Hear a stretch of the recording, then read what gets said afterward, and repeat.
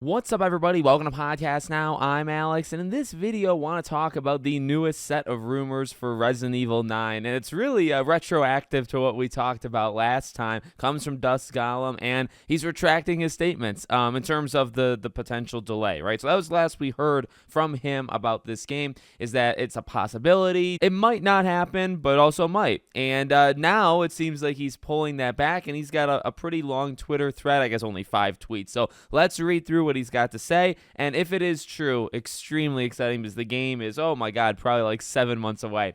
I have heard good news/rumors to deliver on RE9. The possible delay I heard murmurs about can be pushed aside. RE9 should be revealed pretty soon and released next year. If what I heard previously holds true, should be January. It'll have had 7 years in development.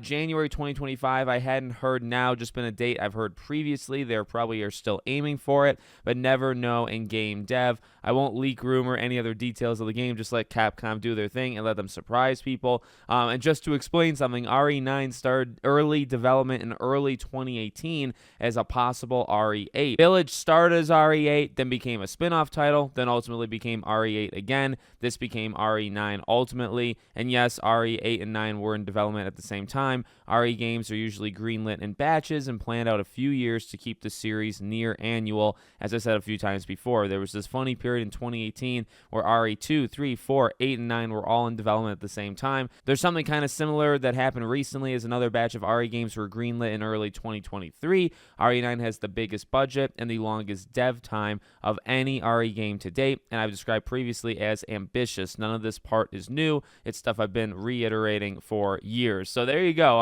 As he says, some of that later stuff, I think he's talking about a little bit more of, I don't want to say open world, but like semi-open world, right? We've talked about those rumors before, maybe having some sort of Monster Hunter infused with Dragon's Dogma, infused with Resident Evil. We'll see. We'll see if that works, and we'll see if that actually happens. But in terms of, the first part is really the newest part of this entire thing, right? January.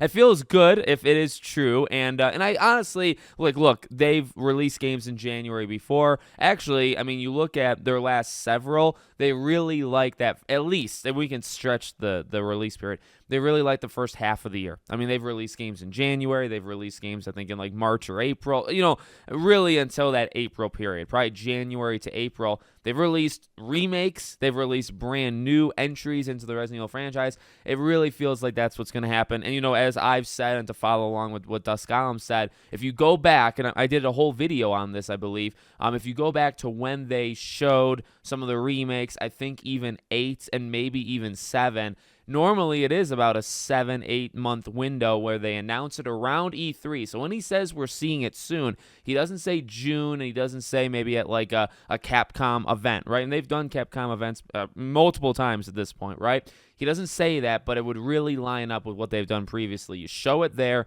and then it comes out January, February, March. That is what they've done. Probably like maybe 3 or 4 of the last 5 times, okay? Like, they've really done it quite often. So if they're going to stick with that, which why not, you know what I mean, then I think that makes a lot of sense. So hopefully we get something in June, maybe July. I'm still rooting for Pragmata, for those maybe Pragmata fans out there. I want to see that game, but of course RE9. And you know what? I kind of sometimes forget about RE9. I mean, I remember it when I make these videos, but when I think of what can make 2025 like epic, big, I've said GTA and maybe even the Wonder Woman game, Kingdom Hearts, Persona. There's a lot. There's a lot of really big franchises. I have to keep reminding myself, Resident Evil. Resident Evil's huge. I love Resident Evil. A lot of people love Resident Evil. I think Resident Evil 9 coming out next year, which I think kind of regardless it will, even if it's not January, maybe it's sometime in 2025, that easily helps 2025 continue to just stack these big IPs on top of each other and give us no breathing room. So I'm inclined to believe it.